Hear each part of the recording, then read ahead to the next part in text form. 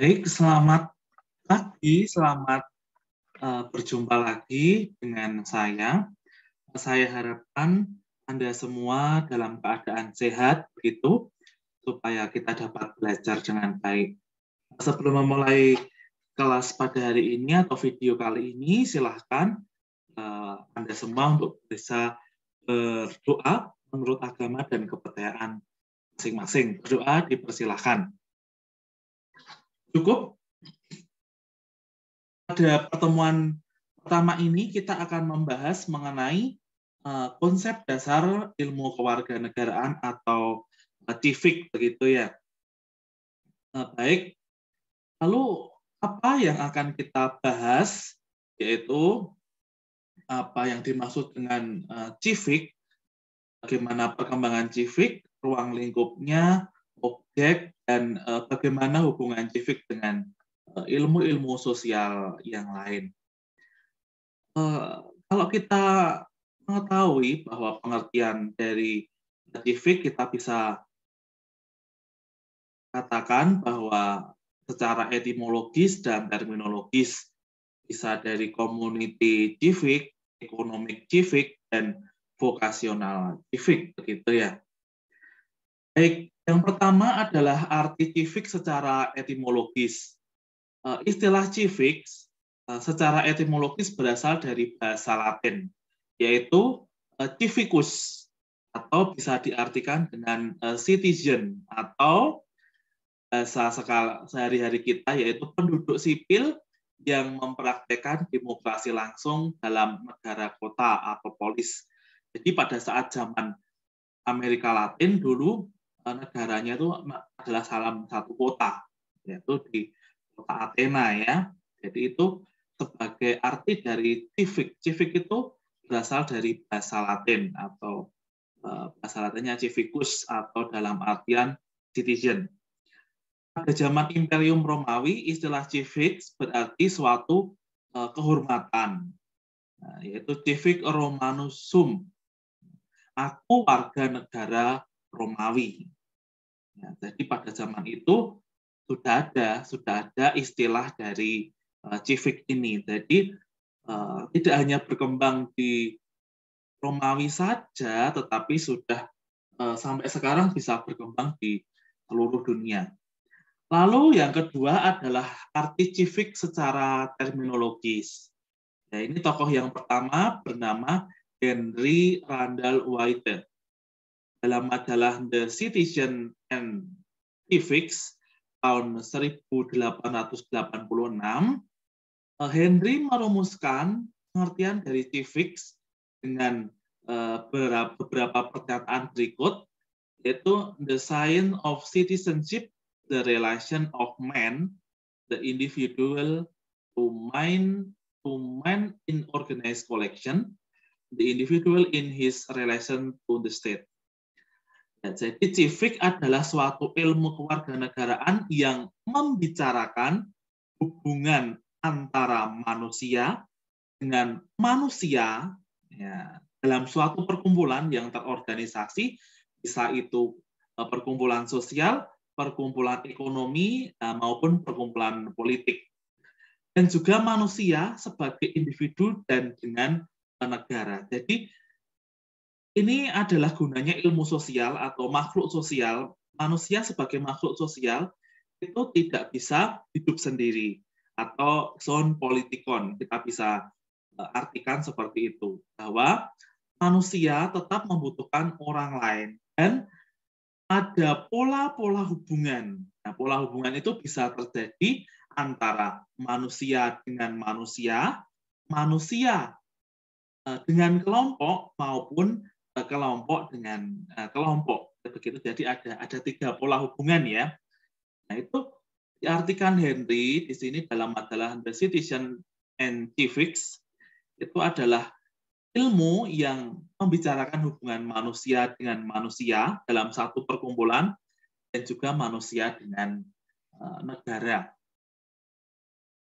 Selanjutnya, menurut Stanley Dimon tahun 1961, mengartikan bahwa civics juga berhubungan antar warga negara dengan negara, yang meliputi status formal dalam negara, fungsi dan aktivitas formal dari suatu lembaga politik, menyangkut pemilihan umum, organisasi puncak dalam satu negara, berbagai pengaturan lembaga-lembaga, pelayanan kepada masyarakat, hak-hak serta tanggung jawab setiap warga negara.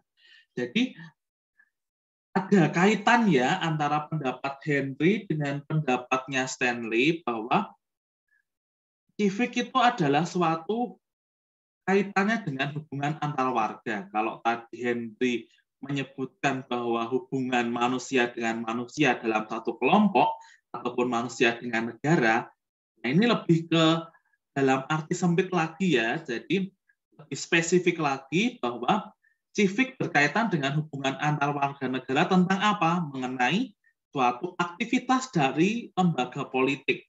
Bisa juga dengan menyangkut pemilihan umum. Bisa juga tentang lembaga-lembaga negara, pelayanan kepada masyarakat, serta tanggung jawab setiap warga negara. Ini lebih spesifik lagi bahwa civics mengatur pola-pola hubungan antar warga negara dalam satu negara, bisa juga mengenai lembaga negara.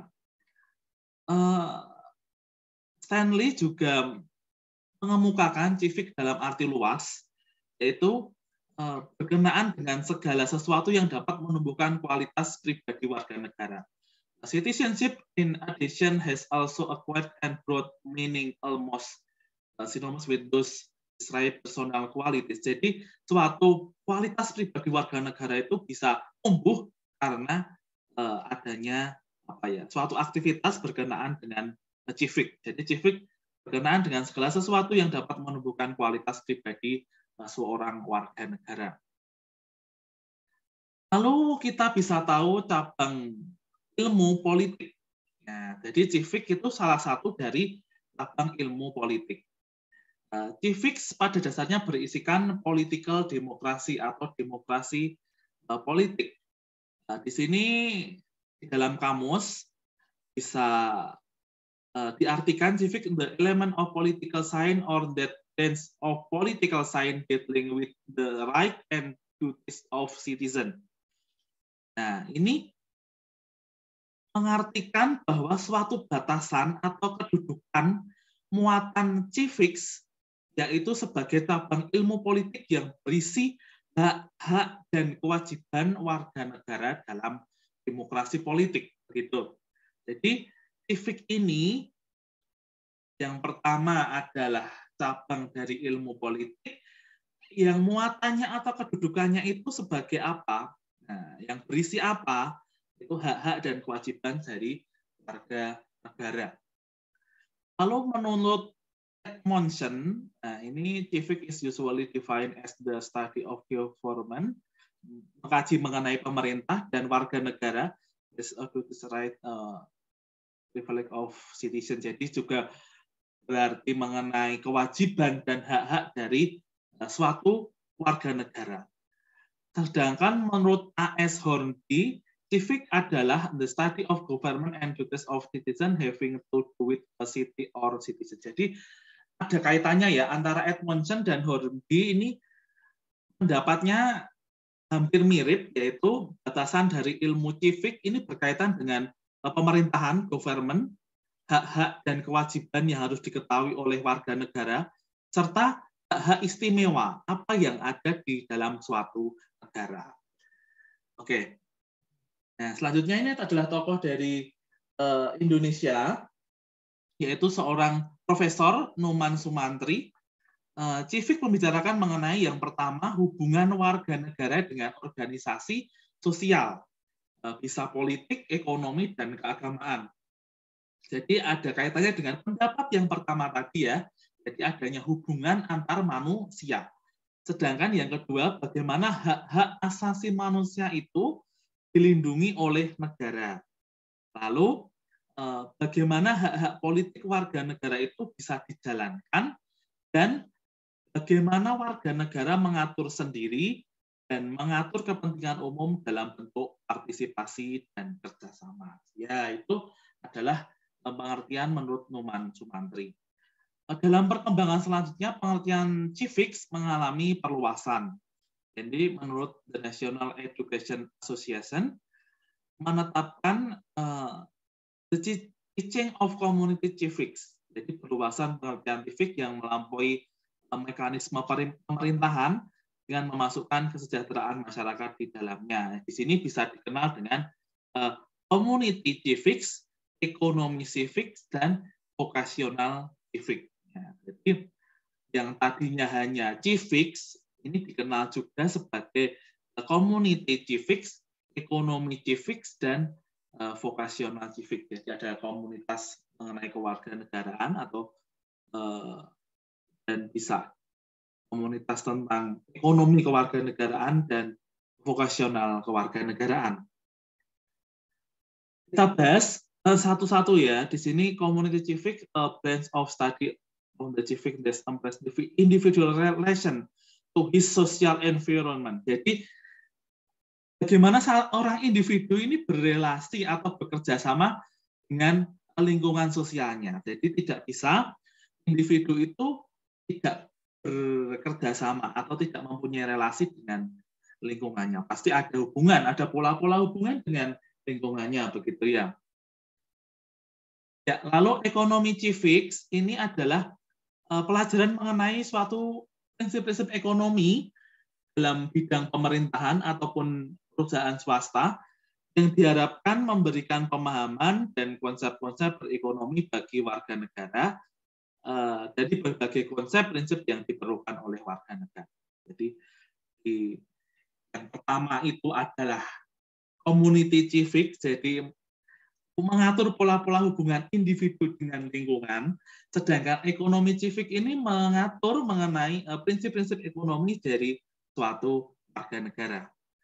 Lalu yang ketiga adalah vocational civics, yaitu bidang kajian civic yang menekankan pada upaya memahami persoalan pekerjaan dalam kaitannya dengan kesejahteraan, serta kajian warga negara didasarkan pada dunia kerja warga negara. Jadi di sini vokasional ini berarti kesejahteraan ya. Jadi suatu warga negara itu yang pertama adalah community civic, jadi mempunyai komunitas atau lingkungan dari satu manusia itu. Lalu bisa yang kedua adalah ekonomi civic, dia bisa mengembangkan prinsip-prinsip ekonomi atau mengetahui mengenai prinsip-prinsip ekonomi. Dan yang ketiga yaitu vocational civic, yaitu bisa mencapai suatu kesejahteraan umum bagi dirinya sendiri. Nah, begitu. Jadi kesimpulannya pada pertemuan kali ini kita bisa mengenal civic itu apa.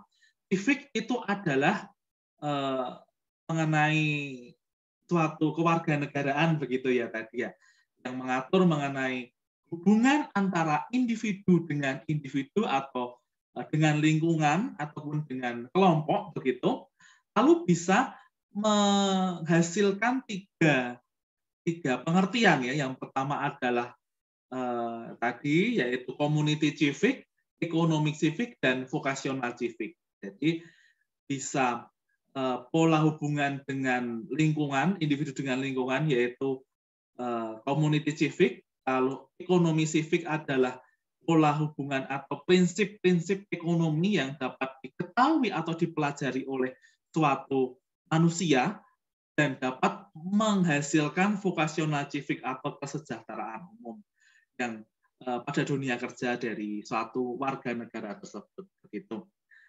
Baik, untuk pertemuan kali ini untuk video kali ini saya cukupkan sekian begitu. Kalau ada pertanyaan boleh dituliskan di kolom chat.